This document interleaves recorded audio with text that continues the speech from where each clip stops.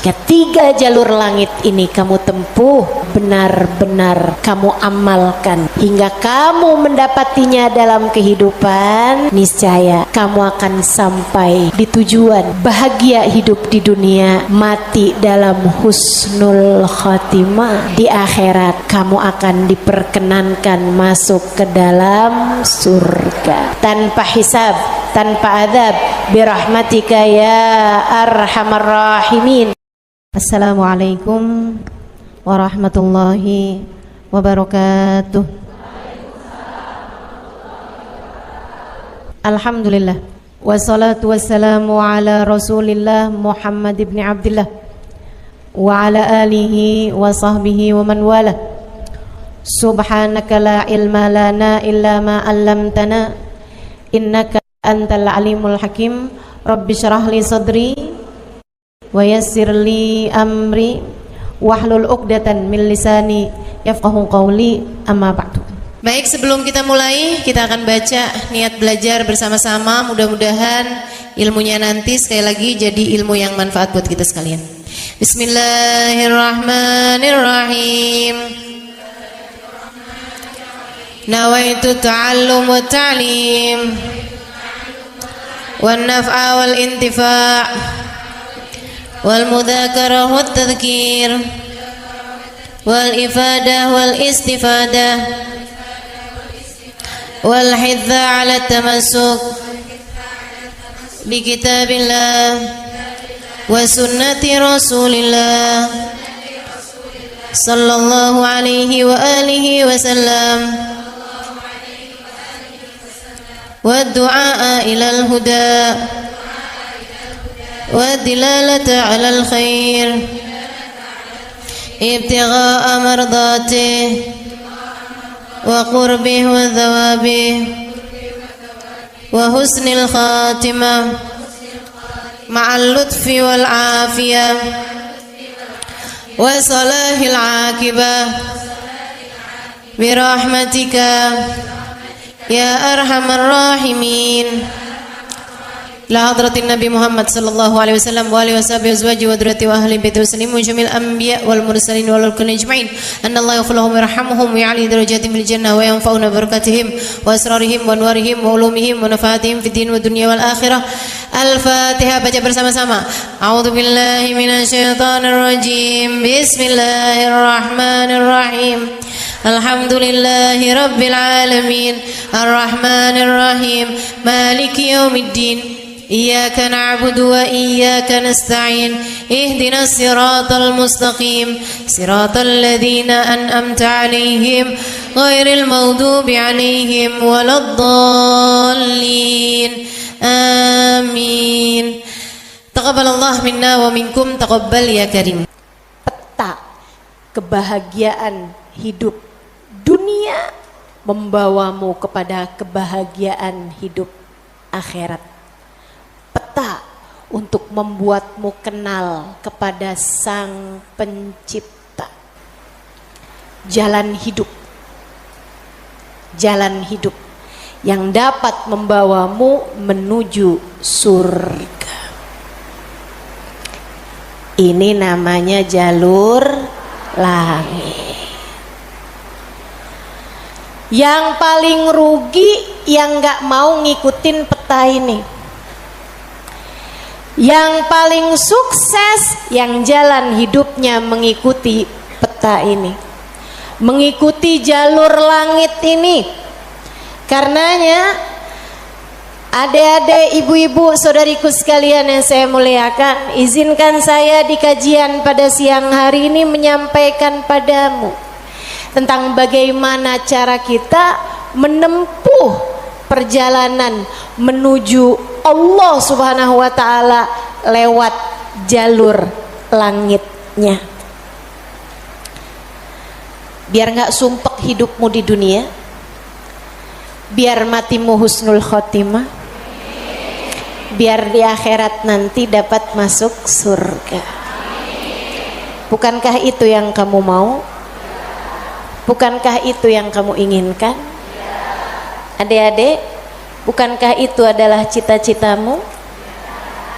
Betul? bahagia di dunia, mati husnul khotimah, di akhirat masuk surga. Adakah keinginan lebih tinggi daripada itu? Adakah cita-cita lebih mulia daripada itu? Enggak ada. Mesti menempuh jalur langitnya, karena surga adanya di langit. Karena segala kebaikan-kebaikan turun dari alam langitnya Allah Subhanahu wa taala menuju ke alam dunia ini.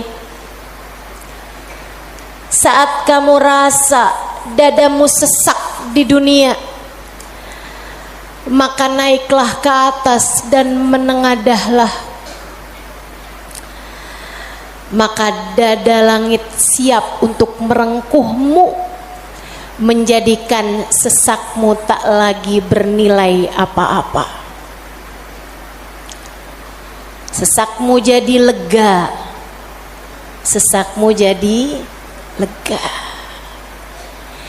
Ayo nih, buat adik-adik yang kegalauan mulu, dengerin saya. Buat ibu-ibu yang pusing mulu, terutama kalau lihat sisa saldo akhir bulan, dengerin saya. Simak baik-baik jalur langit. Gimana sih caranya kita menempuh jalur langit? Pertama,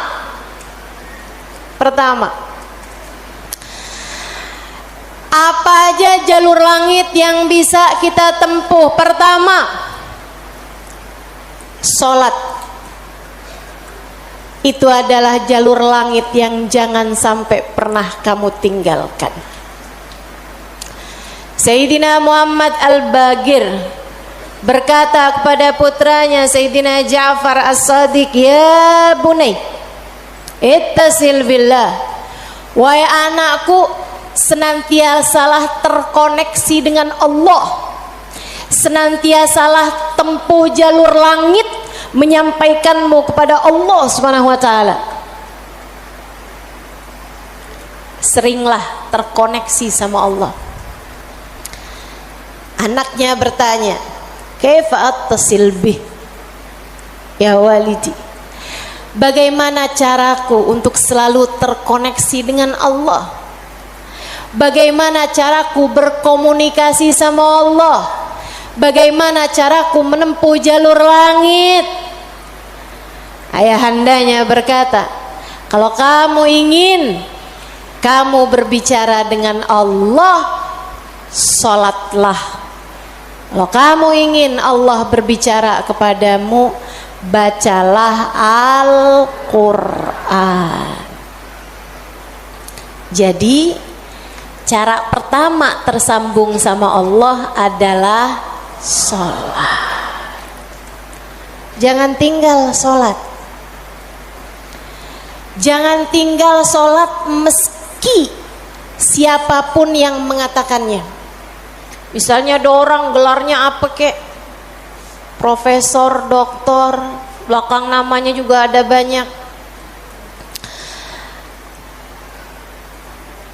Ada banyak gelar-gelar SAG, sarjana alam gaib.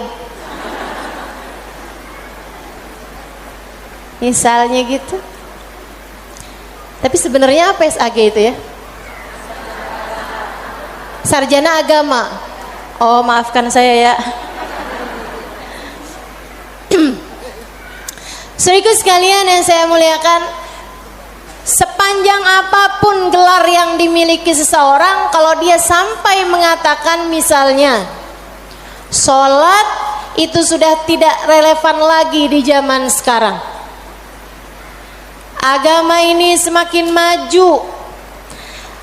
Karenanya makna sholat bukan seperti yang disampaikan para ulama. Misalnya dia ngomong begitu, sholat itu tujuannya mengingat Allah, aqimis sholata lidzikri. Kamu kalau udah bisa ingat Allah nggak pakai sholat, ya itu udah cukup sebagai sholat. Nah nih, hati-hati ucapan-ucapan yang tidak bertanggung jawab semacam ini.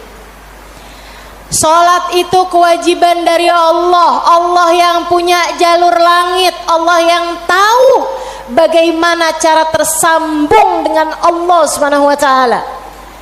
Dan dia yang telah menamakan salat sebagai salat dari kata-kata wasala yasilu silatan, yang artinya adalah hubungan, tersambung. Orang yang punya salat, menjaga salatnya, dia akan senantiasa tersambung dengan Allah. Dia adalah orang-orang yang menjaga jalur langit. Komunikasi langitnya tetap tersambungkan. Jagain sholat. Dek, jagain. Tapi saya belum bisa khusyuk Ustazah. Nggak apa-apa. Saya masalahnya kalau sholat suka ngelambiar pikiran kemana-mana Ustazah. Sama. Saya juga. Sama. Tapi nggak apa-apa. Jangan pernah tinggal sholat. Imam Ghazali bahkan menyebutkan salah satu penyebab kematian dalam su'ul khatimah, salah satu penyebab iman tercabut dari dalam hati di saat kematian datang, naudzubillah min dzalik, nomor 1 tarkus shalah, meninggalkan salat. Tiang agama kita. Siapa yang salatnya benar, ibadahnya benar. Siapa yang ibadahnya benar, hidupnya benar. Siapa yang hidupnya benar, bakalan matinya benar. Siapa yang matinya benar, di akhirat dapat kehidupan yang menyenangkan. Karenanya mesti, harus, nomor 1 kamu benahi dalam hidupmu, jangan tinggal sholat. Sesibuk apapun kamu, sholat jangan tinggal, Dek. Sedang mengerjakan aktivitas penting semacam apapun, sholat jangan pernah tinggal, Bu. Jangan pernah tinggal sholat. Sebab orang kalau lagi ninggal sholat, bukan hanya karena dia nggak mau sholat, tapi karena dia tidak diizinkan Allah untuk menghadap kepadanya. Telah diputuskan jalur antara dia dengan Allah Subhanahu wa taala. Naudzubillah min dzalik, jalur langit telah terputus darinya. Itu kayak punya HP tapi nggak ada sinyal, nggak bisa dibikin apa-apa HP-nya. Punya HP nggak ada sinyalnya, Bu, nggak ada kartunya, mau dipakai apaan? Mau dipakai ngulek sambel? Ya kan enggak gitu. Karenanya teman-teman sekalian, sholat jangan tinggal. Kamu kalau dibikin sama Allah dalam hidup nggak ngerjain sholat, kamu perlu menangisi hal tersebut. Kenapa gitu? Saya sering sampaikan, orang ketika sholat bukan hanya karena dia mau sholat, akan tetapi karena dia masih punya nilai di sisi Allah, sehingga Allah masih izin. Allah kalau benci sama satu makhluknya, sama seorang hambanya, Allah nggak akan izinkan orang tersebut menghadapkan dirinya kepada Allah dalam sholatnya. Dia kirain dia yang nggak mau sholat, padahal Allah yang nggak mau dia menghadap kepadanya. Telah diputus jalur antara dia dengan Allah Subhanahu wa ta'ala. Na'udzubillah min dzalik. Ada yang nanya sama saya, Ustazah, saya nih kan lagi belanja nih Ustazah, kan sibuk tuh kan. Belanja di mana? Di mall Ustazah. boleh nggak Ustazah saya jamak sholat saya? Lah ngemol di jamak sholat agak nih. Belanja ke pasar, sholat udah sampai di jamak-jamak. Innalillahi. Boleh nggak Ustazah? Nggak boleh lah. Yang boleh jamak sholat itu kalau bepergian, itu pun juga dengan jarak keluar kota 82 km. Tapi kalau kurang dari itu, nggak boleh mengerjakan jamak salat. Katanya Nabi Muhammad, man jama'as shalah bi ghairi udrin faqad atababan min abwabil kabair. Siapa yang suka ngumpulin salat, jamaah salat tanpa ada alasan yang dibenarkan, dia sedang mendatangi salah satu pintu dari pintu-pintu dosa-dosa besar. Dia tanya, boleh nggak Ustazah jamaah salat? Nggak boleh, kecuali karena ada alasan yang dibenarkan. Emang kenapa gitu Ustazah? Kamu kalau kepengen hidup dipentingkan sama Allah, maka kamu harus mementingkan Allah. Salat adalah gambaran tentang kamu mementingkan Allah, maka insya Allah hidupmu akan dipentingkan oleh Allah. Jalur langit yang pertama adalah salat. Makanya ada orang yang salatnya khusyuk-khusyuk, ada orang yang salatnya panjang-panjang. Tuh guru-guru saya tuh salatnya panjang-panjang, terutama salat sunnah. Kalau sholat fardu ringan-ringan aja, karena beliau mengerjakan sholat fardunya berjamaah. Jadi imam, nah itu katanya Nabi Muhammad, kalau kamu sholat jadi imam jangan jang.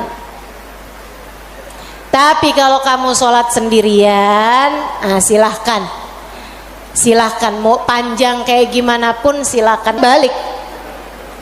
Kalau sholat jadi imam, Bismillahirrahmanirrahim. Jadi imam, Bismillahirrahmanirrahim. Jadi imam. Dalam sholat sendirian, Bismillahirrahmanirrahim. Jalur langit yang indah, jangan pernah jadikan doa hanya sekedar, sebab doa adalah semua yang kamu perlukan. Bu, Kak, Dek, Nak, dengerin saya. Kamu yang sekarang adalah hasil dari doa-doamu di masa lalu. Coba liatin dirimu itu. Kamu yang sekarang adalah hasil dari doa-doamu di masa lalu. Orang-orang besar yang kamu lihat sekarang ini adalah hasil dari doa-doanya di masa-masa lalu. Oh, kamu lihat, orang itu pinter banget ya. Adalah karena di masa dulunya, di masa kecilnya, di masa remajanya, ia selalu mengangkat tangan untuk minta dari Allah Subhanahu wa taala, Rabbi zidni ilman nafi'a. Ya Allah, tambahkanlah untukku ilmu yang bermanfaat. Ya Allah, ajarkanlah kepadaku ilmu-Mu. Ia selalu minta kepada Allah Subhanahu wa taala ilmu, sehingga Allah pun memberi kepadanya ilmu. Siapapun yang kamu kenal, orang-orang hebat-hebat yang ada di sekitarmu, itu adalah hasil dari doa-doanya di masa-masa lalu. Tinggal kamu lihat dirimu itu. Kamu pengen jadi kayak gimana? Tempuhlah jalur langit dengan perbanyaklah berdoa. Dan itu bukan hanya urusan dunia, urusan akhirat lebih jelas lagi. Sampai saya pernah dengar satu cerita, ada dua orang, ibadahnya di dunia sama, ibaratnya nilai rapotnya nih sama persis. Nilai rapotnya sama persis waktu hidup di dunia. Dua-duanya sama-sama soleh, dua-duanya. Akan tapi yang satu dimasukkan ke dalam surga, kan ke surga Firdausul A'la yang paling tinggi. yang dinaikkan di surga yang bawahnya, dia protes, ya Rob,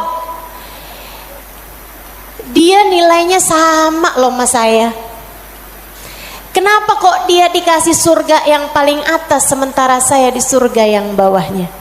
Walaupun surga tuh biar kata di emperan enak, tapi ya masa kamu mau minta surga yang emperan?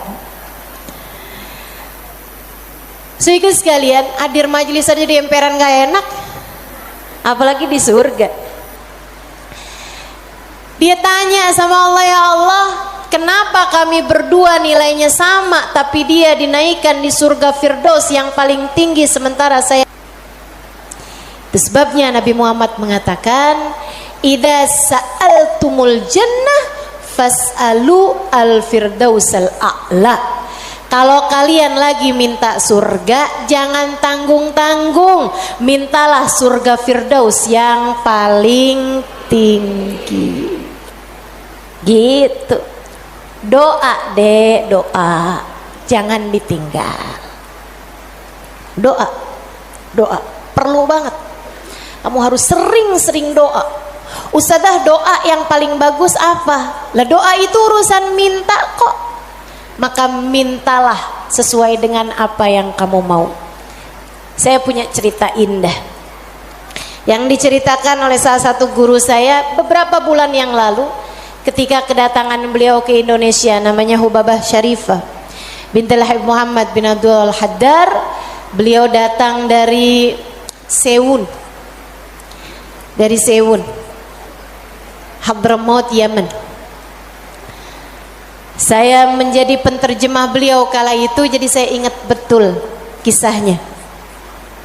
Salah satu dari kisah yang beliau ceritakan, kata beliau, ada seorang ibu-ibu datang kepada ayahanda saya. Ayahandanya seorang ulama terkemuka, namanya Habib Muhammad bin Abdullah Al-Haddar, guru dari guru saya, guru dari guru-guru saya, sekaligus ayah dari guru-guru saya. Ayahandanya Hubabah Syarifah, ayahandanya Hubabah Nur, ayahanda Hubabah Maryam. Habib Muhammad bin Abdullah Al-Haddar, pemilik Ribat Bayda di kota Bayda, Yaman sana itu. Sehingga sekalian, beliau seorang pendakwah, seorang yang mustajabud dakwah, yang doanya mustajab. Satu waktu ada seorang ibu datang dalam keadaan menangis terisak-isak kepada ayahandanya di saat Hubabah Syarifah sedang ada di sisi ayahandanya. Ibu tersebut bilang, Habib, tolong doakan anak saya, Bib.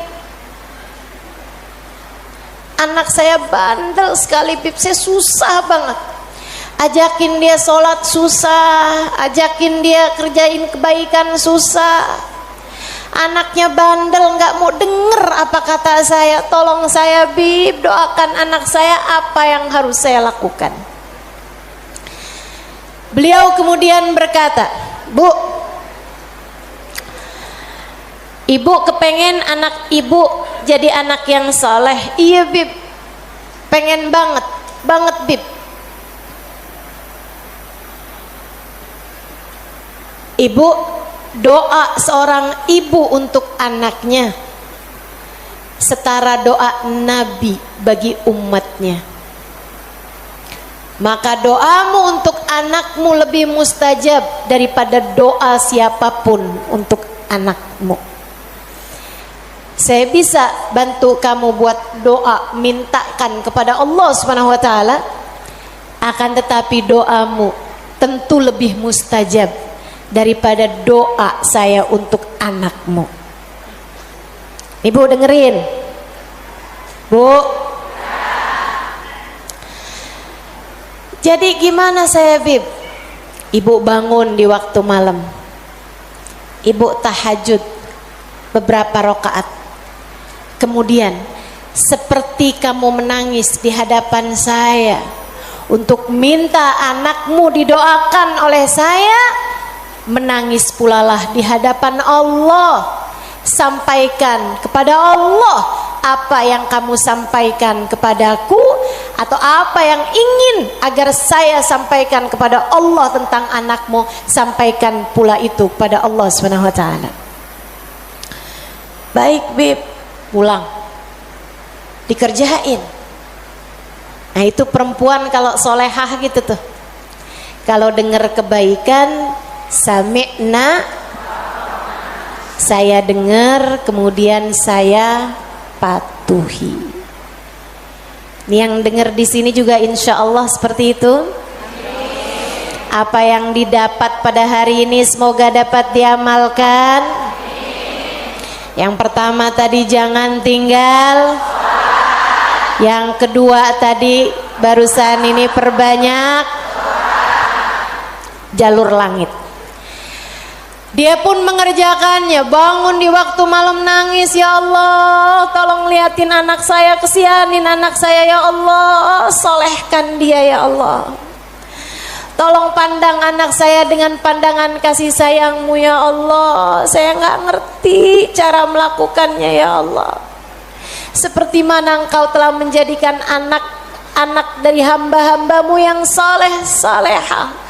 Kau jaga mereka, jaga pula lah anakku ya Allah. Jauhkan dari segala dosa-dosa, jauhkan dari segala kejahatan-kejahatan. Tolong jaga anak saya ya Allah.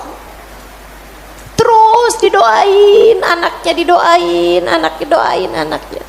Malam demi malam, malam demi malam. Dan Bu, Kak, Dek, Nak, doa itu bukan instan. Doa itu tidak seperti kamu nyeplok telur sekarang mateng sekarang, enggak gitu. Enggak gitu. Doa itu Allah mau lihat kesungguhan hatimu dalam meminta. Perlu waktu yang sering kali tidak sebentar, sebab Allah mau melihat kesungguh-sungguhanmu. Karenanya kalau doamu belum diijabah, jangan menyerah. Dek, kalau doamu belum diijabah, jangan nyerah. Kamu masih sangat mungkin untuk diijabah doamu selagi kamu tidak berhenti berdoa. Ingat-ingat ucapan saya. Kamu masih sangat mungkin untuk diijabah doamu itu selagi kamu tidak berhenti berdoa. Doa terus, kata Hubabah Syarifah, setahun, 2 tahun, 3 tahun, 4 tahun, 5 tahun, 6 tahun.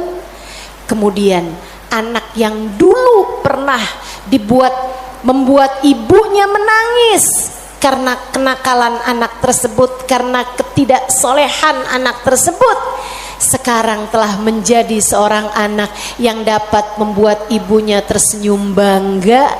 Di usia-usia hampir 20-an tahun, anak tersebut menjadi anak paling soleh di kampungnya, hafal Al-Quran 30 juz dengan 7 bacaannya, qiraatus sab'ah.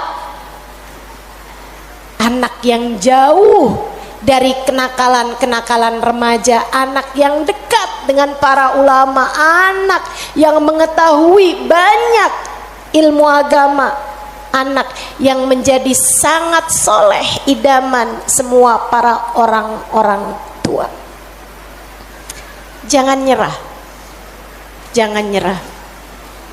Jika kehidupan membuatmu tersungkur, itu adalah waktumu untuk membenamkan dirimu dalam sujud-sujud panjang kepasrahan.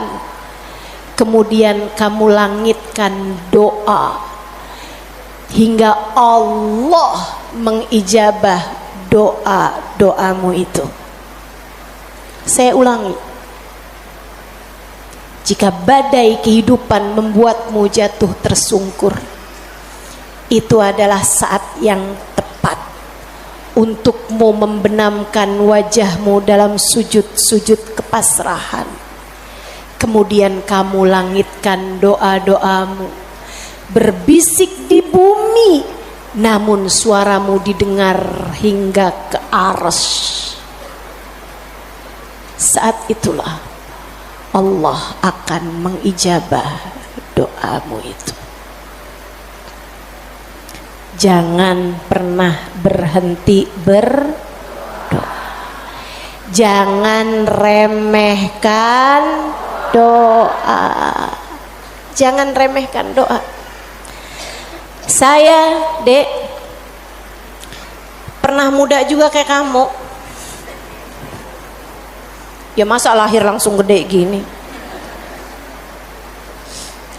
Sewaktu saya remaja, masuk umur 12 tahun, 13 tahun, sebelum balik bahkan saya udah berada di pondok pesantren. Jadi saya itu nggak pernah ngalamin masa belum berjilbab sebelum balik. Maksudnya ketika balik tuh saya udah mulain berjilbab. Alhamdulillah, nikmat dari Allah Subhanahu wa taala. Adik-adik saudaraku sekalian, saat saya kecil, saya ada di pondok-pondok pesantren, saya mulai kenal ustadz-ustadz, ustadzah-ustadzah, ulama-ulama yang membuat saya jatuh cinta dengan ilmu agama.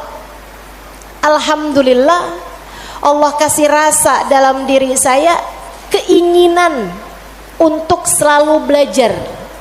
Saya punya keingintahuan yang banyak terhadap urusan ilmu. Jadinya saya seneng banget belajar. Nah di waktu kecil itu tadi, umur 12-an tahun sebagai santri, kan selain dari belajar ada kewajiban lain tuh. Nyuci baju, apalagi kalau dapat piket, bersihin kamar mandi, nyapu kamar, ngepel kamar. Itu saya sangat tersiksa sekali, sebab saya ini adalah pemalas. Jadinya karena saya pemalas urusan bebersih dan saya mendadak rajin ketika urusannya belajar. Saya seneng belajar, saya seneng tahu, saya suka mikir. Saya tuh kalau lagi baca kitab gitu seneng banget. Saya kalau lagi belajar gitu seneng banget. Apalagi kalau ustadzahnya yang nyampein ilmu dengan cara-cara yang sangat saya sukai gitu, ngasih tahu hal-hal yang nggak ada di dalam kitab gitu. Saya bisa melongo dengerin, seneng banget. Jadinya di masa-masa kecil itu kalau saya lagi dengerin kajian, kalau saya lagi baca kitab, saya suka doa, ya Allah, jangan pernah pisahkan saya dari ilmu. Ya Allah, jangan pernah jauhkan saya dari kitab-kitab pengetahuan yang mendekatkan saya padamu. Umur 12 tahun, 13 tahun, doa saya semacam itu. Ayo nih adik-adik yang umur 16 tahun, ya Allah kenapa kok saya nggak pernah ada yang nembak ya?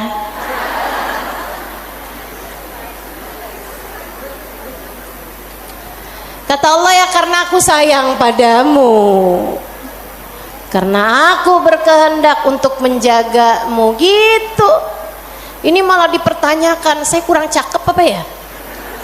Kok nggak ada yang naksir sama saya gitu? Siapa kek, tukang kebun, satpam sekolah? Jangan ya dek, jangan. Kalau kakak kelas boleh ustazah, jangan juga. Jangan pacaran. Adik-adik saudaraku sekalian, sebaliknya ketika saya mulain, kalau saya lagi nyapu, saya lagi nyuci baju, apalagi kalau saya udah mulain harus nyikat kamar mandi, rasanya saya keberatan sekali. Saya sambilan nyikat kamar mandi sambil doa, ya Allah yang beginian saya nggak usah dikasih dong. Ya Allah selamatkan saya dari hal-hal yang semacam ini. Alhamdulillah, alhamdulillah. Saya habisnya itu juga mondok-mondok pesantren, tapi bisa dihitung dengan jari waktunya di mana saya harus nyuci baju, di mana saya harus ngepel, di mana harus nyapu gitu. Kayak alhamdulillah, saya punya banyak orang-orang yang mau mengerjakannya buat saya. Alhamdulillah. Allah bakal kasih. Kata Allah Subhanahu wa taala, "Ud'uni astajib lakum." Mintalah kepadaku, niscaya akan aku ijabah. Minta, doa, jangan berhenti berdoa. Ayo adik-adik, kamu punya panjang masa depan insyaallah. Umurmu mudah-mudahan masih tersisa panjang insyaallah. Jangan sesali dengan di masa tua kamu enggak dikasih hal-hal besar dalam kehidupan karena kamu tidak pernah memintanya kepada Allah. Minta, ya Allah, pandanglah aku dengan pandangan kasih sayang-Mu. Ya Allah, seperti mana Engkau menjaga hamba-hamba-Mu yang soleh-solehah, tolong jaga saya juga ya Allah. Dek, minta sama Allah. Saya serius berkata padamu, dengarkan saya. Saya menyampaikan nasihat sebagai orang tua kepadamu, Dek, kepadamu nak. Minta sama Allah, yang dekat sama Allah. Karena kalau kamu merasa kok saya punya orang tua nggak terlalu sayang ya sama saya, kamu tahu nggak kenapa dalam hidup kamu seringkali merasa bahwa orang tuamu nggak cukup sayang sama kamu, guru-gurumu sepertinya nggak sayang sama kamu. Saya kasih tahu, saat Allah membuat hatimu patah dari berharap kepada manusia, itu adalah cara Allah untuk mengenalkan kasih sayangnya yang tak terbatas padamu. Dekatilah Allah. Orang lain mungkin merasa bosan denganmu, tapi Allah tidak. Allah tidak. Allah tidak akan bosan denganmu kecuali jika kamu yang bosan dengannya. Allah tak akan meninggalkanmu kecuali jika kamu yang meninggalkan Allah. Maka atas nama cinta saya sampaikan padamu, Dek, dengerin saya. Bu, dengerin saya. Atas nama cinta saya sampaikan padamu, jangan pernah tinggal Allah. Yang dekat sama Allah, mintalah terus kepada Allah. Mintalah terus kepada Allah. Minta pandangan kasih sayangnya tertuju padamu. Minta Rahman Rahimnya, rahmatnya Allah kasih kepadamu. Minta agar dalam keadaan apapun Allah tak pernah berhenti menyayangimu. Mintalah permintaan yang tak akan pernah kamu sesali. Gak usah minta, ya Allah jangan biarkan orang tua saya meninggalkan saya. Gak usah. Kamu Bu, jangan minta, ya Allah jangan biarkan hati suami saya berpaling dari saya. Kamu mau minta juga terserah. Tapi yang saya sampaikan padamu adalah bahwa hal yang semacam itu bisa kamu syukuri, bisa pula kamu sesali. Akan tetapi kalau kamu tidak ditinggalkan oleh Allah, sampai kapanpun tidak akan pernah kamu sesali, insya Allah. Jadi jalur langit yang harus kamu tempuh, yang pertama adalah, yang kedua adalah, yang ketiga adalah cinta kepada baginda Nabi besar Muhammad. dan semua orang-orang yang menyampaikanmu kepada jalur langit. Jangan putus hubungan dengan orang-orang soleh, dengan para ulama Allah subhanahu wa ta'ala. Saya akan sampaikan 5 menit lagi, kemudian kita akan segera akhiri majelis ini. Saudaraku sekalian yang saya muliakan, yang pertama jangan tinggal sholat, yang kedua jangan tinggal doa. Jalur langit yang ketiga yang harus saya sampaikan padamu adalah milikilah guru yang dapat menyampaikanmu kepada Allah. Milikilah jalur langit yang dapat menyampaikanmu kepada Allah. Cintai orang-orang soleh di atasmu hingga mereka menyampaikanmu kepada Nabi Muhammad. Kemudian Nabi Muhammad menyampaikanmu kepada Allah. Beliaulah tali Allah subhanahu wa ta'ala.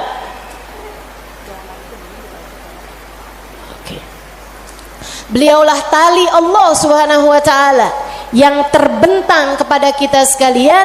Mudah-mudahan Allah subhanahu wa ta'ala senantiasa menyampaikan kita kepada Allah subhanahu wa ta'ala lewat jalur langit yang benar, jalurnya baginda kita Nabi besar Muhammad sallallahu alaihi wa ala alihi wasallam, manusia yang paling penuh kasih kepadamu. Andai kamu tahu seperti apa sayangnya Nabi Muhammad kepadamu, niscaya air matamu akan senantiasa meleleh karena rindu padanya.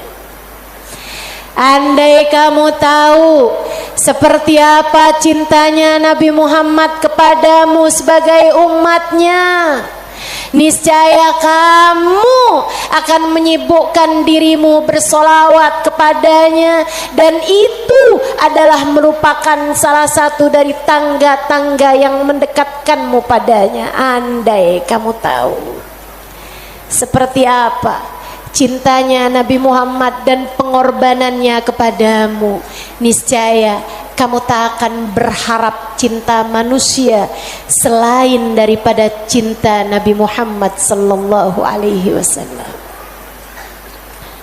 Maka 3 jalur langit ini kalau kamu tempuh, kamu tidak akan pernah tersesat jalan. Kamu akan sampai di tujuan. Peta kehidupannya menjadi terbaca dan kamu akan melangkah tanpa keraguan. Jika 3 jalur langit ini kamu tempuh, dari sholat tidak ada yang kamu tinggal, dan kamu tambahi dengan ibadah-ibadah sholat sunnah pula, terutamanya di keheningan malam, di sepertiga malam yang terakhir. Juga doa. Dalam keadaan apapun kamu memperbanyak berdoa. Saat kamu bersama dengan orang-orang saleh, saat kamu duduk di majelis-majelis ilmu adalah saat yang begitu indah untuk kamu berdoa meminta kepada Allah Subhanahu wa taala jalla jalaluhu wa ta'ala azamatu. Kamu jadikan doa tidak hanya sekedar, melainkan semua yang kamu perlukan. Kemudian besar cintamu kepada baginda Nabi besar Muhammad sallallahu alaihi wasallam, maka itulah 3 dari rahasia jalur langit yang dapat saya sampaikan kepadamu. Jika ketiganya benar-benar kamu amalkan hingga kamu mendapatinya dalam kehidupan, niscaya kamu akan sampai di tujuan. Bahagia hidup di dunia, mati dalam husnul khatimah. Di akhirat kamu akan diperkenankan masuk ke dalam surga tanpa hisab, tanpa adab, birahmatika ya arhamar rahimin wa bijudika ya ajwadal ajwadin innahu waliyyu dzalika wal qadir alaih. Kita akan baca doa nih ya, baru saja saya diberitahu oleh panitia bahwa doa maulidnya belum dibaca. Kita akan baca doa maulidnya sambil kita memohon kepada Allah.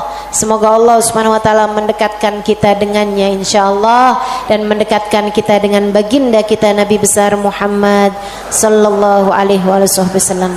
Allahumma salli wa sallim wa barik alaihi wa ala alihi sallallahu alaihi. Alhamdulillahi Rabbil Alamin. Allahumma salli wa sallim ala Sayyidina Muhammadin wa ala alihi wa sahbihi ajma'in. Wa laqad ashartu lin'ati man awsafuhu tuhyil quluba tuhayyijul asjana. Wallahu qad adna alayhi fama yusawil qawlu minna wa yakunu thanana. Lakinna hubban bisarairi qad alimati safwati rabbina wa ahadana. وإذ امتزجنا بالمودة ها هنا نرفع أيدي فقرنا ورجانا بالواحد الأحد العلي إلهنا متوسلين بمن إليه دعانا مختاره وحبيبه وصفيه زين الوجود به الإله حبانا يا ربنا يا ربنا يا ربنا بالمصطفى اقبلنا أجب دعوانا أنت لنا يا دخرنا في هذه الدنيا وفي أخرانا أصلح لنا الأحوال واغفر ذنبنا ولا تؤاخذ ربي إن أخطأنا واسلك بنا في نهج طه المصطفى ثبت على قدم الحبيب خطانا أرنا بفضل منك طلعة أحمد في بهجة عين الرضا ترعانا واربط به في كل حال حبلنا وحبال من ود ومن والانا والمحسنين ومن أجاب نداءنا وذوي الحقوق وطالبا أوصانا والحاضرين وسعيا في جمعنا ها نحن بين يديك أنت ترانا ولقد رجوناك فحقق سؤلنا واسمع بفضلك يا سميع دعانا وانصر بنا سنة طه في بقاء الأرض واجمع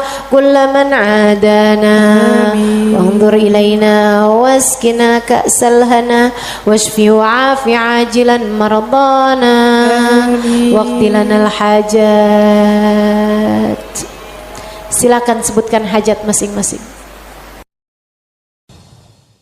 Assalamualaikum warahmatullahi wabarakatuh.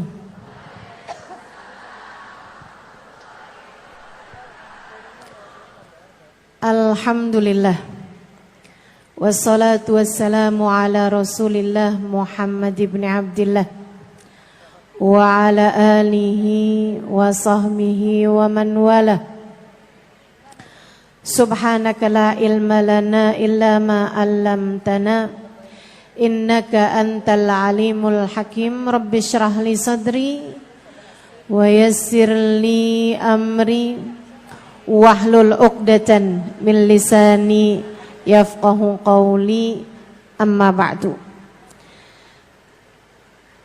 Alhamdulillah, Allah sampaikan juga saya ke tempat ini.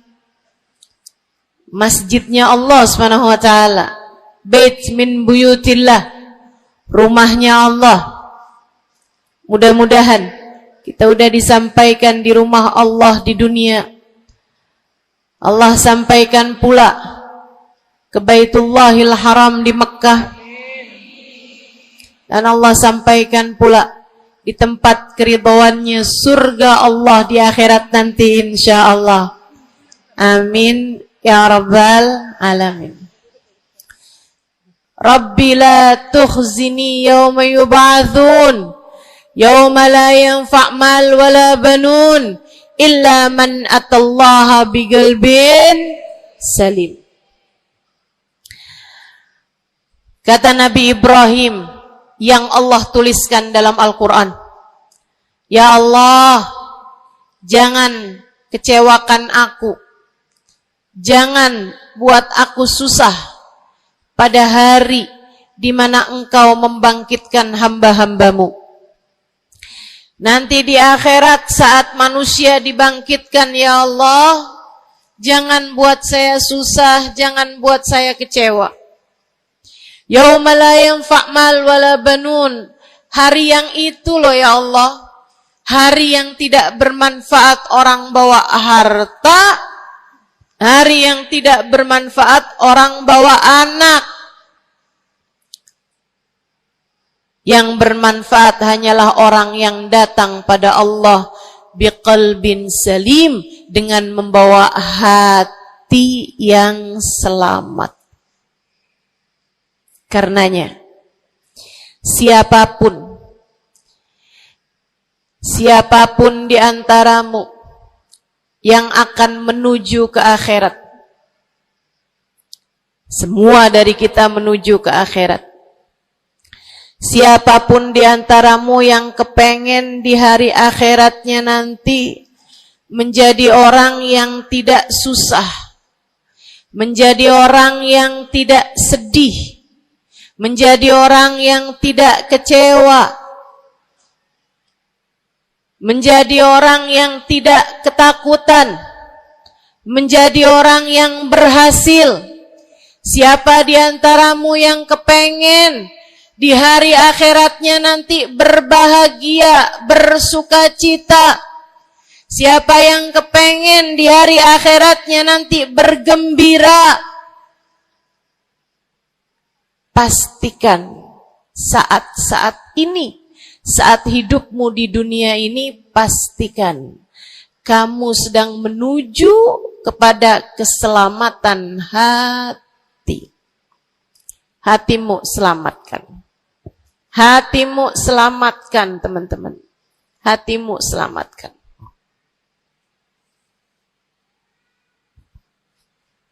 Semoga Allah karuniakan kepada kita selamatnya hati, insyaallah. Amin. Semoga Allah menyelamatkan hati kita semua. Semoga Allah menyelamatkan hati kita semua. Nabi kita Muhammad menyebutkan dalam salah satu hadisnya, ala inna fil jasadi mudghah, idza salahat salahal jasad kulluh, wa idza fasadat fasadal jasad kulluh. Ala wahiyal qalbu.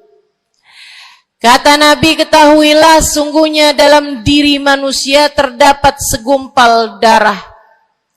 Apabila ia bagus, ia selamat, ia bersih, selamatlah seluruh anggota tubuhnya. Apabila ia rusak, ia hancur, ia gelap, ia mati, maka hancur pulalah seluruh anggota tubuhnya. Ala wahiyal qalbu, ketahuilah segumpal darah tersebut bernama hati. Maka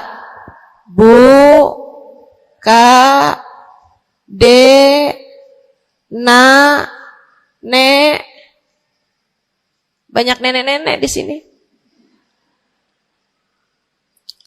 Saya sampaikan padamu pesan dari hati saya yang terdalam. Berhati-hatilah dengan hati. Yang hati-hati sama hati, apa yang ada di dalamnya? Coba silahkan kamu pikirkan nih, kondisi hati saya ini kayak apa. Kita kalau badan lebih gampang ngerasainnya. Saya kalau ditanya, Ustazah lagi sakit? Iya. Sakit apanya Ustazah? Kaki. Saya bisa jawab.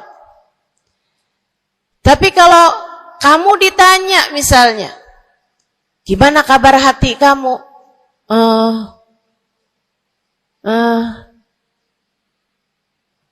Gimana kabar hatimu? Sehatkah? Sakitkah? Atau bahkan sakaratul maut? Hatimu bercahayakah? Gelapkah? Atau bahkan mati? Bagaimana kabar hatimu, teman-teman? Bagaimana kabar hatimu? Innallaha la yanzur, kata Nabi Muhammad dalam hadis yang lain. Innallaha la yanzur ila suwarikum wala ila absyarikum, walakin yanzur ila qulubikum. Sungguhnya Allah tidak melihat kepada badan kalian, Allah tidak melihat kepada warna kulit kalian. Allah nggak peduli hidung kamu mancung ataukah pesek. Allah nggak peduli kulit wajahmu mulus ataukah berjerawat.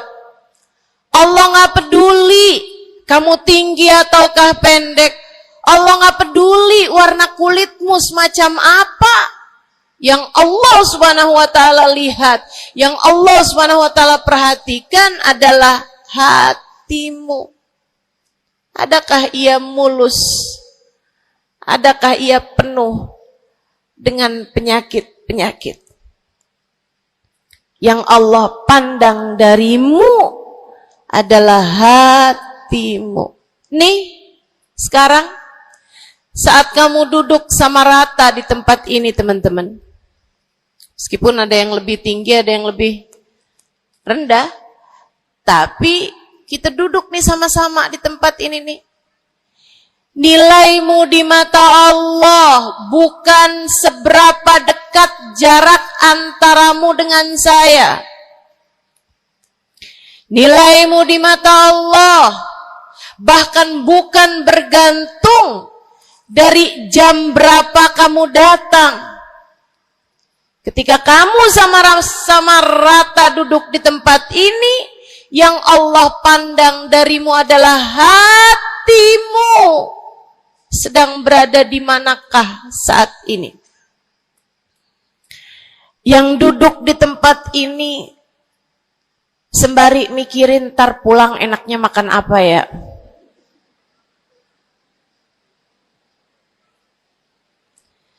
Yang duduk di tempat ini sambil mikirin, kok saya lapar ya? Iya, belum sarapan.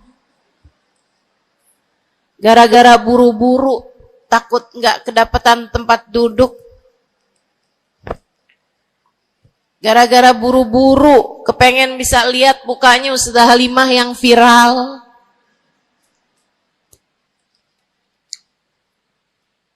Hatimu. Allah melihat darimu nilaimu di hadapan Allah. Nilaimu di hadapan Allah saat ini bukan bergantung dari seberapa awal kamu datang. Bukan bergantung pada hal-hal yang lainnya. Akan tetapi yang Allah lihat darimu adalah hatimu. Adakah Allah di dalamnya? Adakah Allah di dalamnya? Adakah Allah di dalamnya? Pun demikian dengan kamu saat sholat, pun demikian saat kamu sedang sedekah.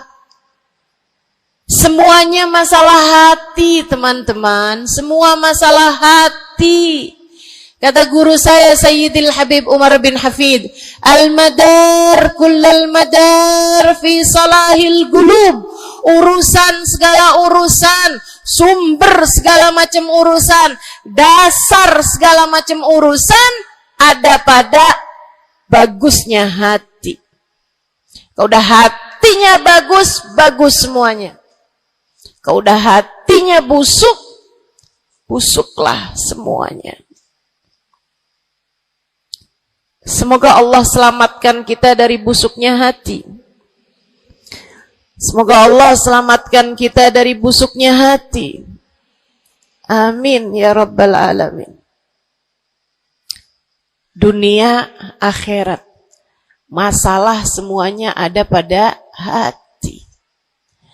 Karenanya yuk kita bahas gimana sih caranya nyelamatin hati. Yang pertama, kalau kamu pengen tahu caranya nyelamatin hatimu, yang pertama,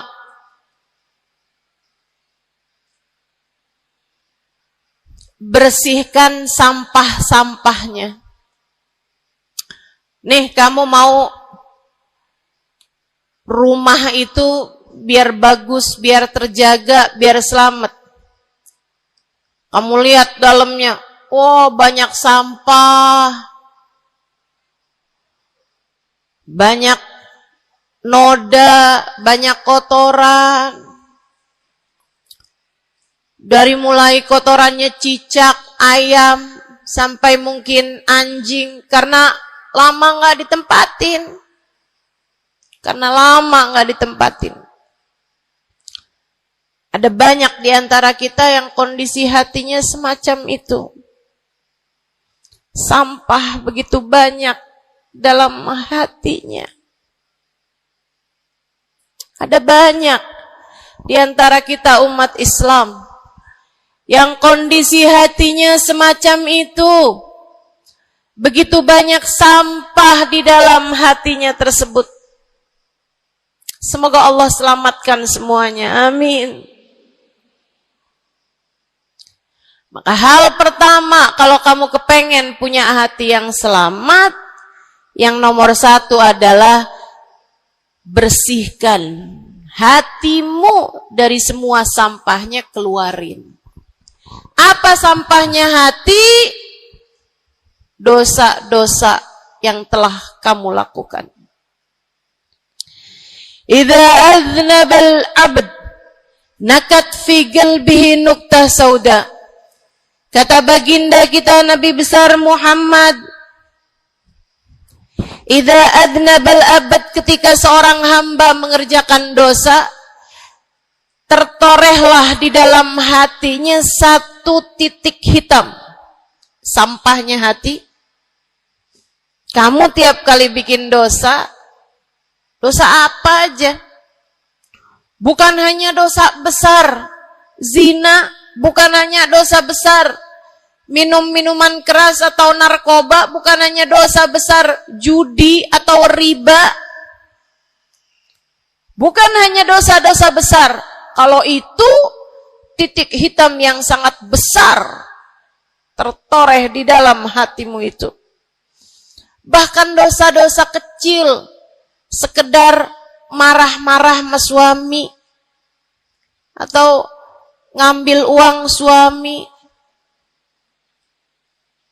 Gimana? Pernah? Rezeki istri solehah ustazah. Lagi mau nyuci, kelihatan, alhamdulillah. Emang haram ya ustazah?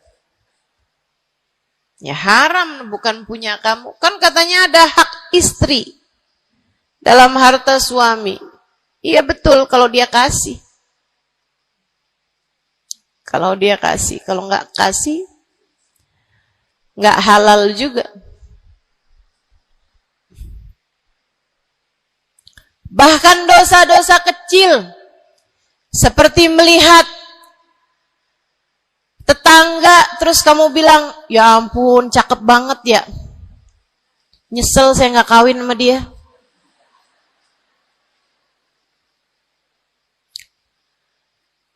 Dosa. Seperti memandang seseorang dengan pandangan menghina. Seperti membicarakan aib orang lain. Setiap kali kamu berbuat dosa, apapun bentuk dosanya, satu titik hitam tertoreh di dalam hatimu itu. Ini istighfar wa tab. Musih. Kalau dia beristighfar, kalau dia bertaubat, dihapuslah titik hitam tersebut. Wa illa, kalau enggak, ya tetap aja ada. Kamu bikin dosa lagi, bikin dosa lagi, bikin dosa lagi, bikin dosa lagi. Enggak pernah istighfar, enggak pernah memperbaiki diri. Aurat tidak kamu tutup dengan baik. Sehingga akhirnya setiap kali kamu keluar dilihat oleh laki-laki yang bukan mahrammu. Satu titik hitam, satu titik hitam, satu titik hitam.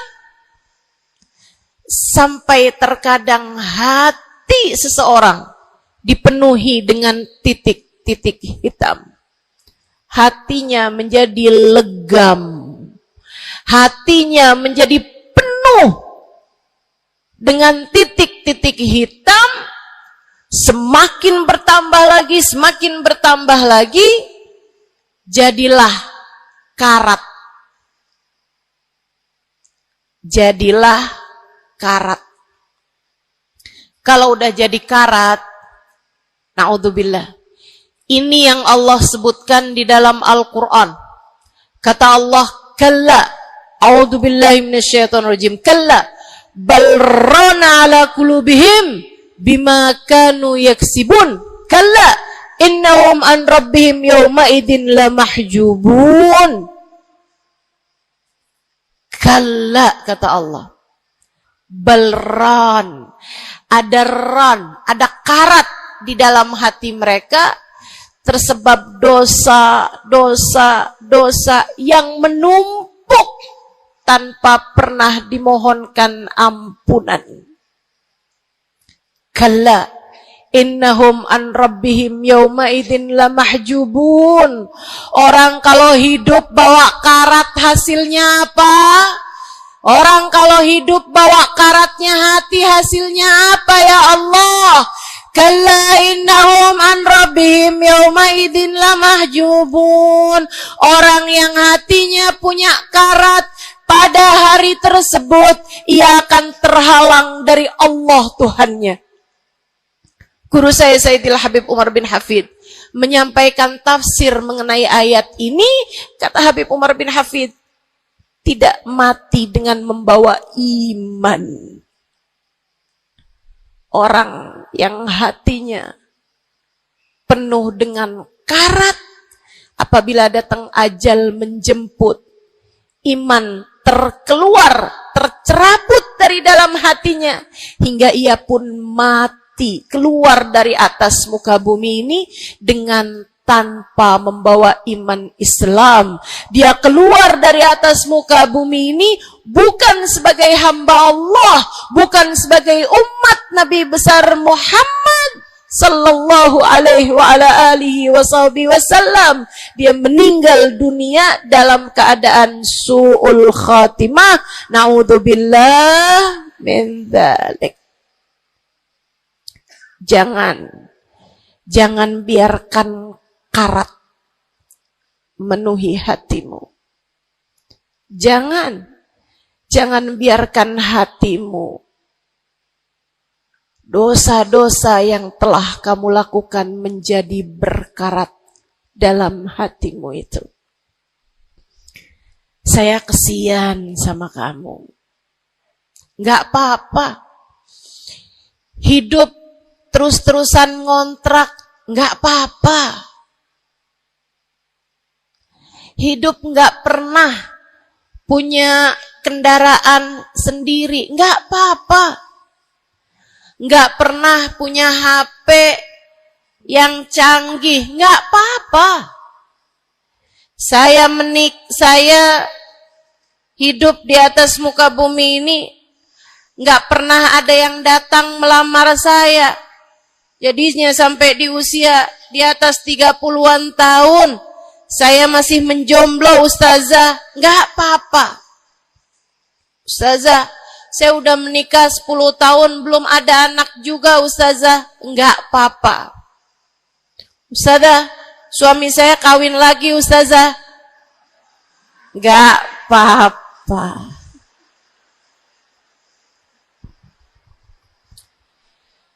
Hidup di dunia ini, apapun yang terjadi, semuanya hanyalah sementara.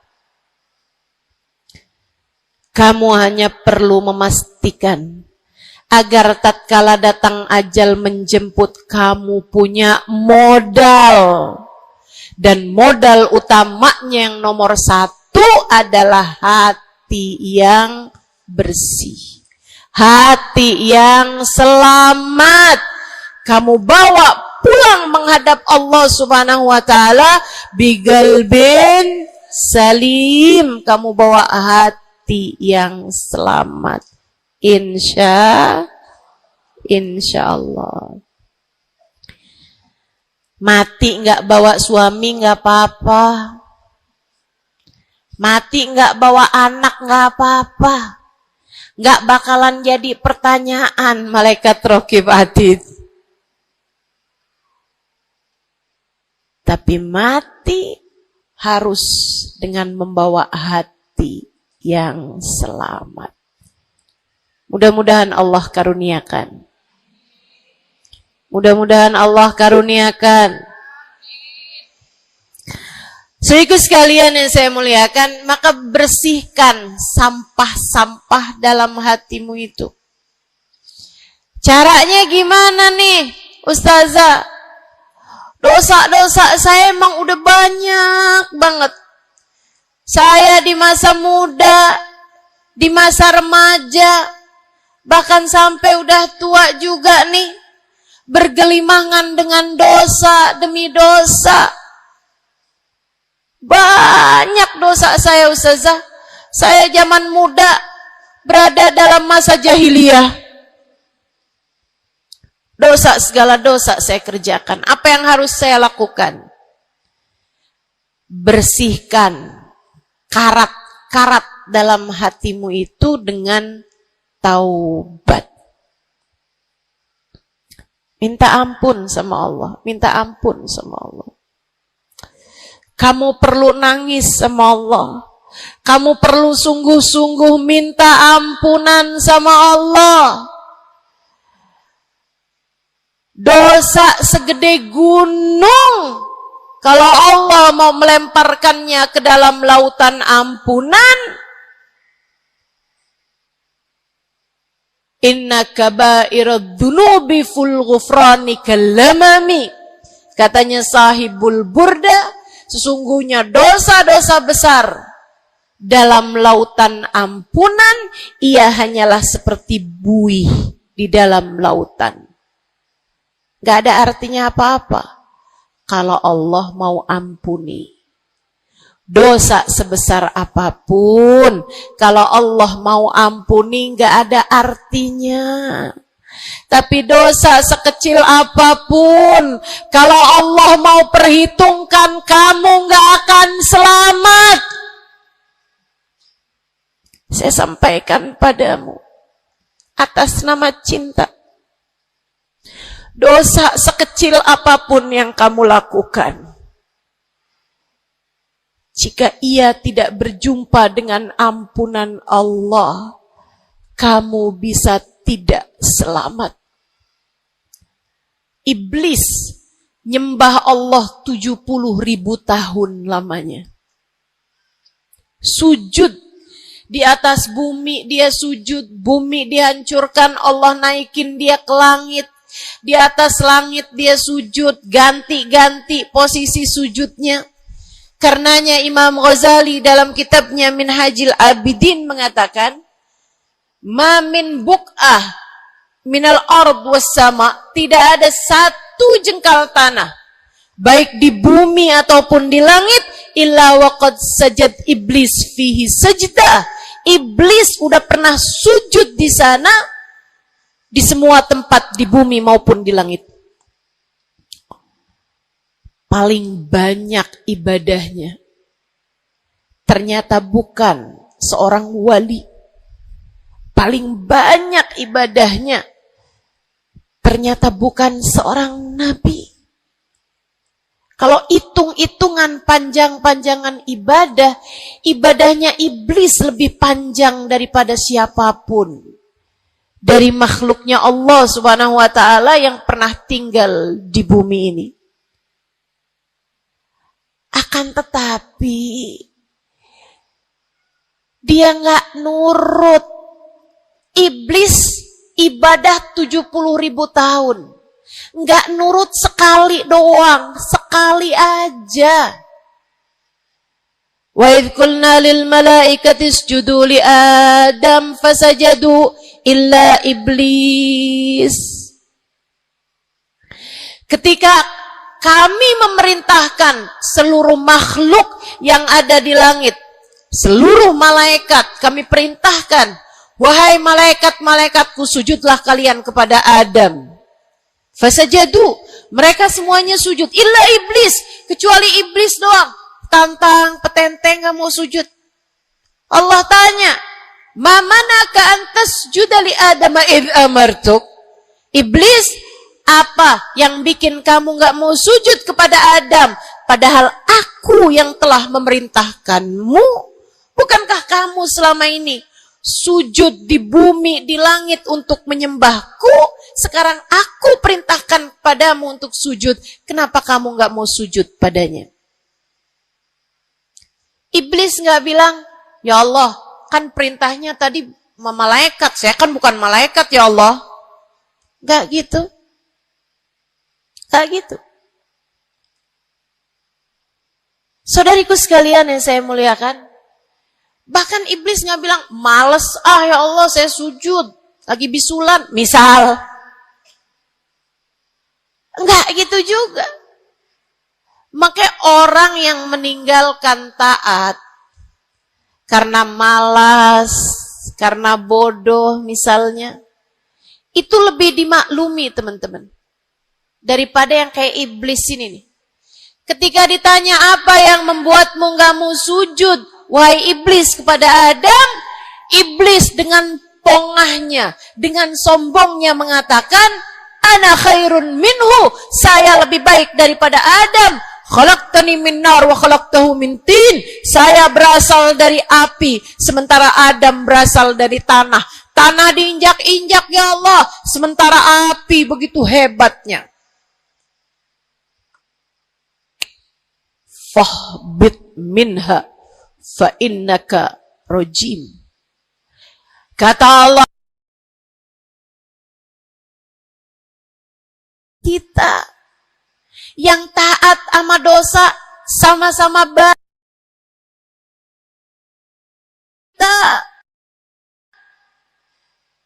Yang mungkin dosa kita lebih banyak daripada taat kita. Kayak katanya Habib Ali Habsyi, kadang ada orang Islam, malaikat raqib yang nyatet pahala nganggur berbulan-bulan.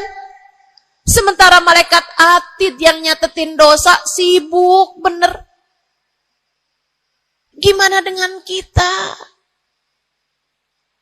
Iblis hanya satu saja melanggar aturan Allah. Allah kemudian mewahyukan padanya, keluar kamu wahai iblis dari surgaku. Sesungguhnya kamu terkutuk.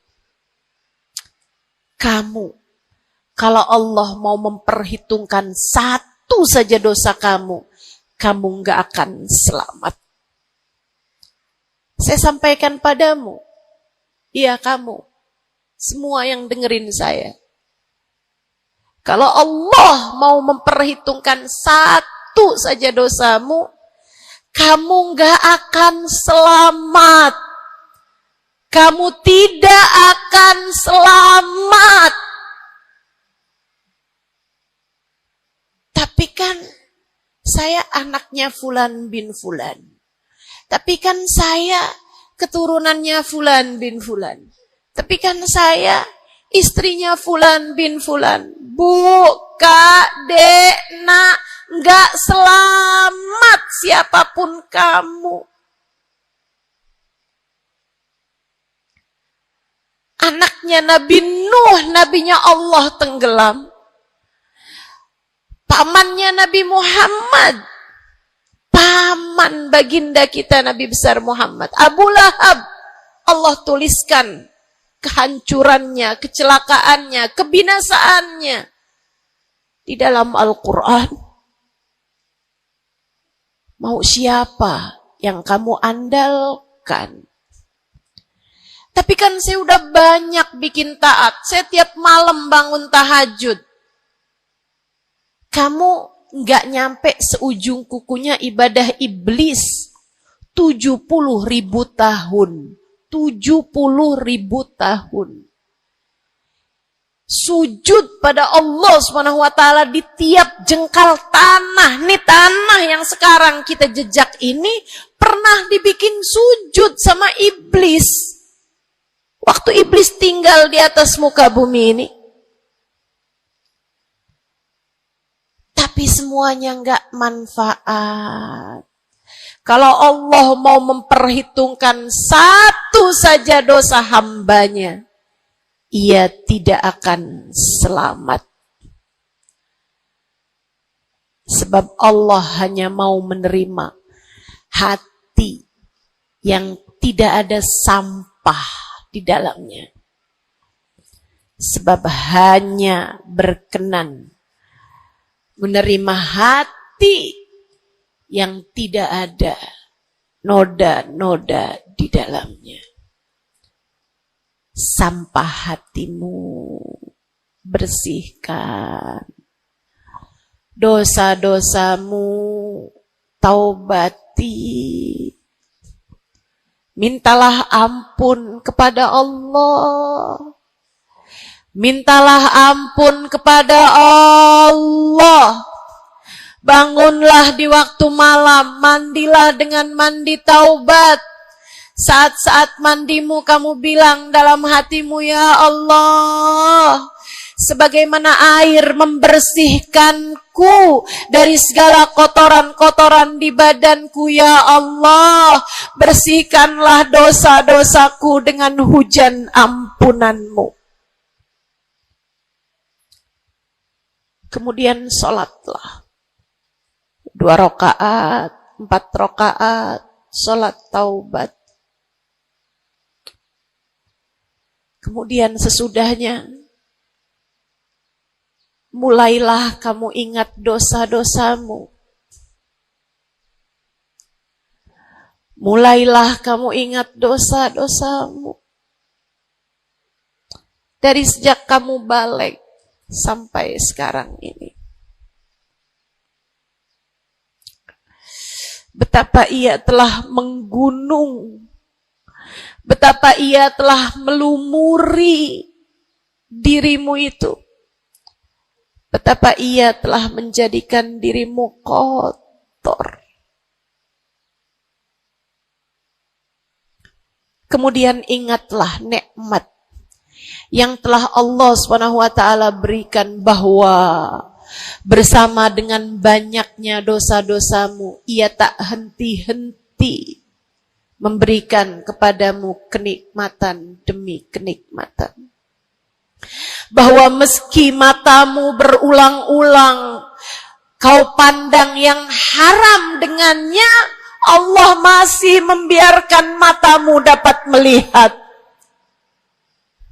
Betapa meskipun telingamu berulang-ulang kamu pakai untuk mendengarkan aib-aib orang,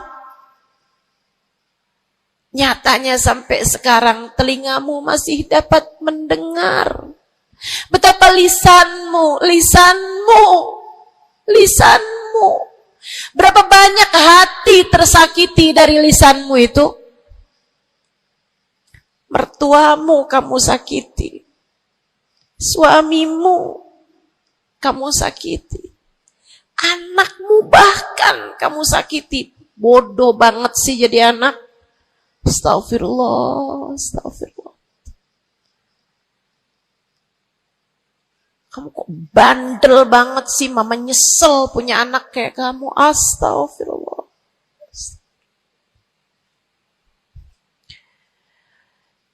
Betapa lisanmu menyakiti hati tetanggamu, saudara-saudarimu, sahabat-sahabatmu, orang-orang di sekelilingmu, merasakan gangguan dari lisanmu itu, tersakiti dari lisanmu itu. Tapi meskipun entah sudah berapa banyak dosa tercatat dari lisanmu, Allah masih tetap membiarkan lisanmu dapat berbicara sampai saat ini. Nikmat tak henti-henti Allah berikan kepadamu, bukan? Betapa durhakanya diri kita.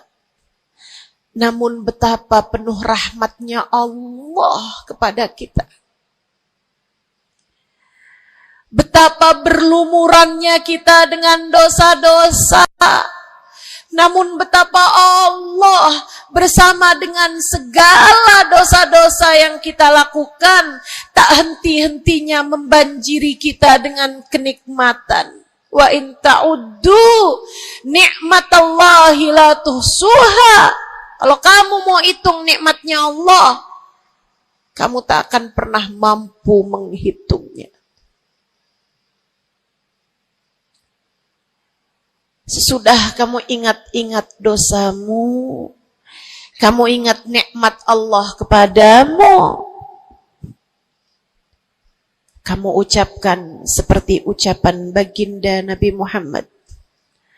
Allahumma anta rabbi la ilaha illa anta khalaqtani wa ana abduka wa ana ala ahdika wa wa'dika mastata'tu a'udzu bika min syarri ma sana'tu abu'u laka bi ni'matika 'alayya wa abu'u bi dhanbi faghfir li fa innahu la yaghfiru dzunuba illa anta.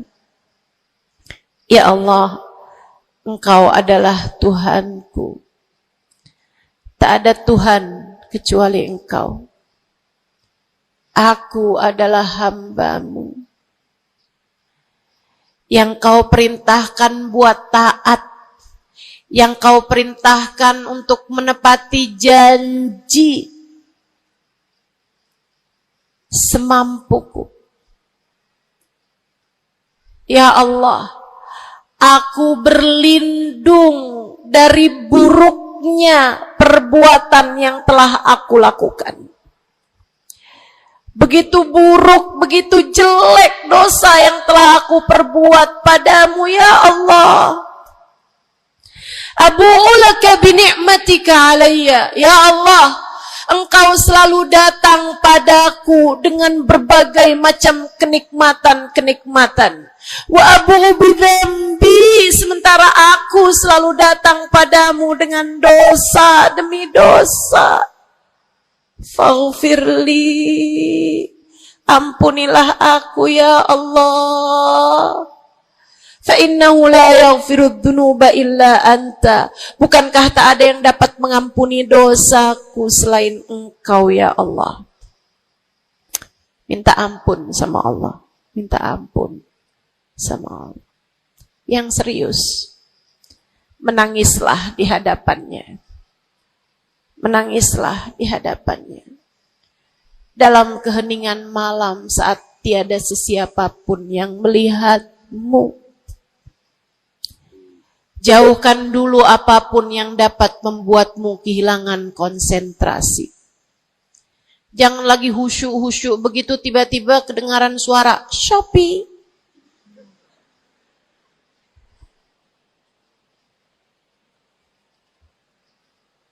Kamu langsung jadi hilang konsentrasi. Yang mana nih ya?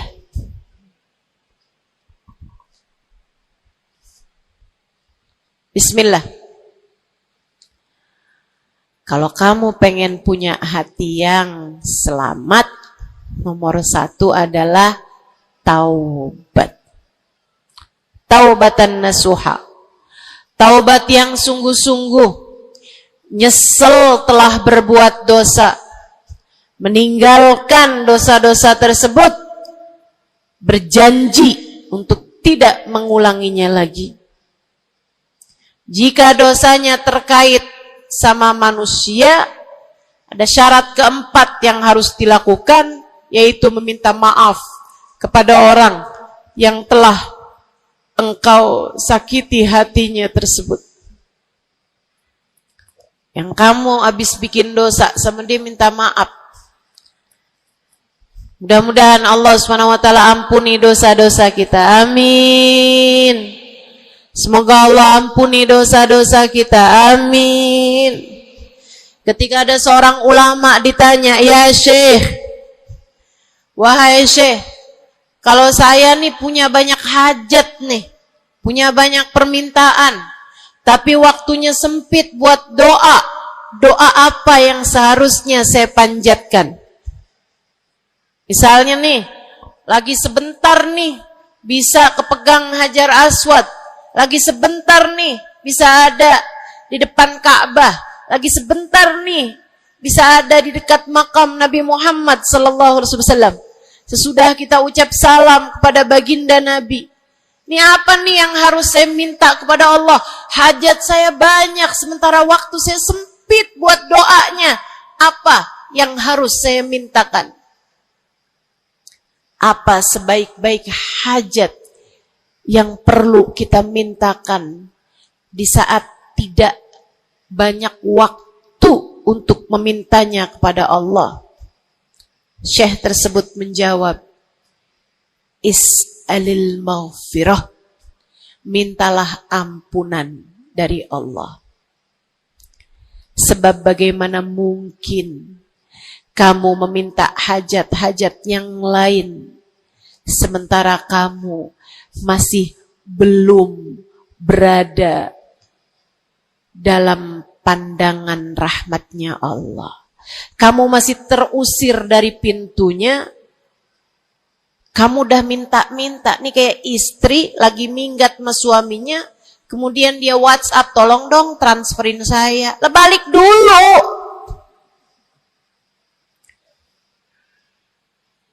Baru minta. Tiap kita ngerjain dosa adalah tiap langkahan kita menjauh dari Allah Subhanahu wa ta'ala. Tiap kali kamu mengerjakan dosa adalah langkahan-langkahanmu menjauh dari Allah Subhanahu wa ta'ala. Karenanya mendekat dulu, masuk dulu, Allah bukain pintu dulu, baru deh silahkan minta yang lainnya. Kalau sempit waktumu, mintalah ampunan dari Allah Subhanahu wa ta'ala. Ini kan kerjaan kita nih suka salah-salah kalau doa. Giliran lagi ada hujan nih, wah doa mustajab, langsung. Ya Allah jodoh ya Allah. Yang cakep, yang ganteng, yang kaya, yang setia, yang soleh. Banyak bener.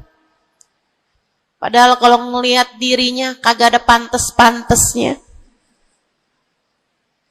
Kalau kamu pengen jodoh yang soleh, solehahkan dulu dirimu itu.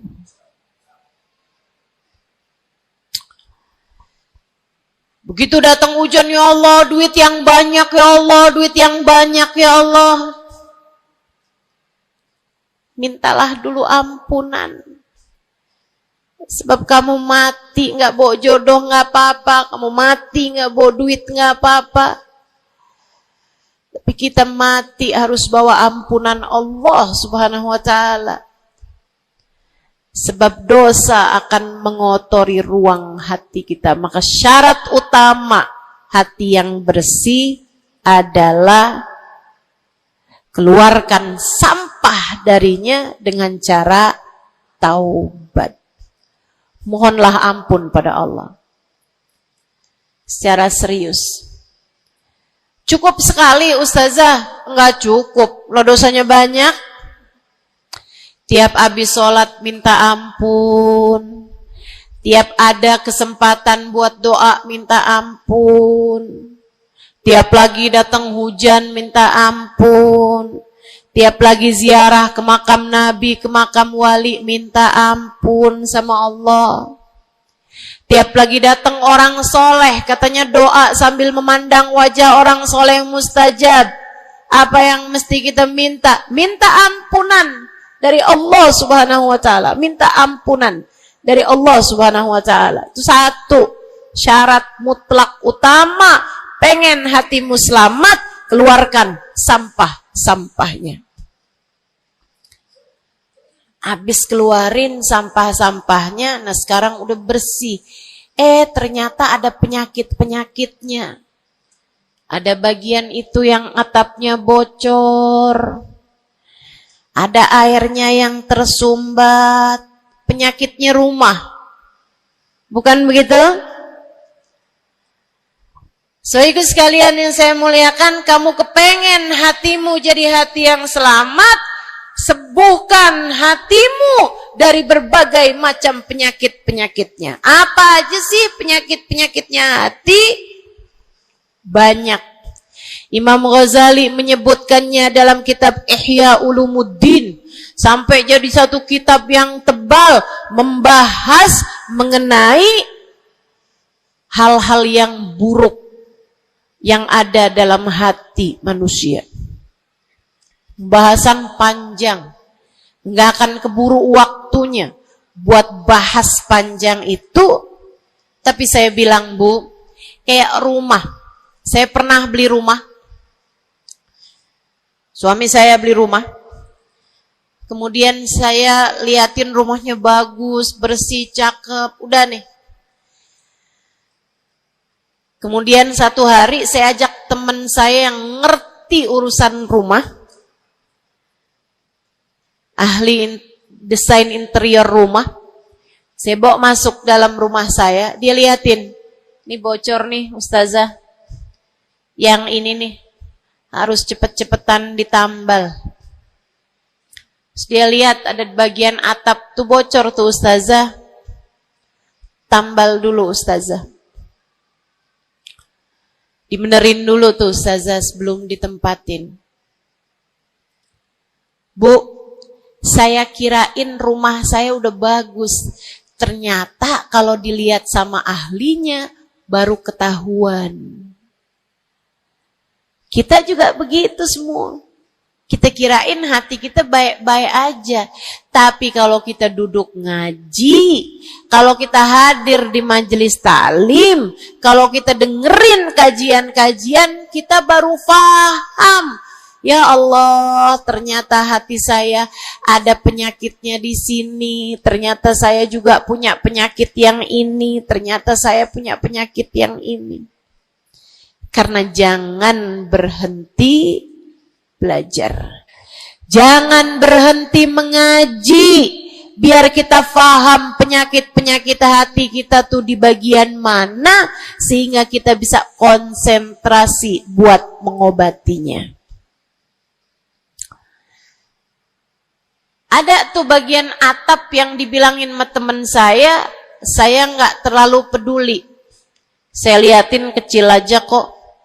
Sampai satu hari, untung aja saya nggak ada di bawah situ, jebol atap rumah saya.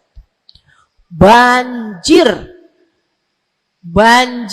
rumah saya. Gara-gara atap yang berpenyakit yang tidak diberesin. Begitu pula dengan hati kita. Cari tahu apa penyakitnya. Cari tahu apa obatnya. Dengan kamu duduk mengaji. Ini bukan urusan sejam 2 jam dipelajari kemudian semuanya benar. Ini adalah PR seumur hidup kita. Buat sehatin hati kita. Buat bagusin hati kita. Buat bersihin hati kita. Penyakit hati paling berbahaya namanya kesombongan. Dan Bu, Kak, Dek, Nak, siapa di antara kita yang selamat darinya? Apa itu sombong?